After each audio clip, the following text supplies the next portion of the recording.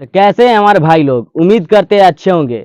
आज मैं ऐसे शख्स के बारे में बात करने वाला हूं जो कि किसी भी परिचय के मुहताज नहीं है, जिसको देसी कलाकार कहा जाता है, जो कि देसी सुपरस्टार है। उसका गाना कितने लोग सुनने के लिए बेताब हो जाते हैं। उस शख्स का नाम है समर सिंह।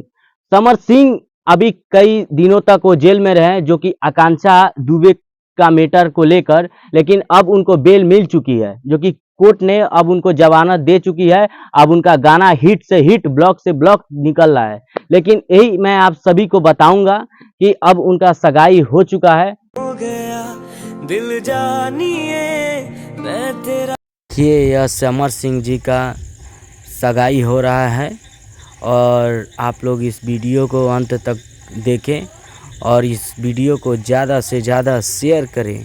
यही आप लोगों से, आप लोग तो वीडियो में ज़रूर देखा होगा, जो कि समर सिंह की वाइफ है, जिनसे उनका सगाई हुआ है, जिनका नाम है प्रतिभा सिंह, जो कि भोजपुरी के सुपरस्टार किसी हीरोइन से कम नहीं है।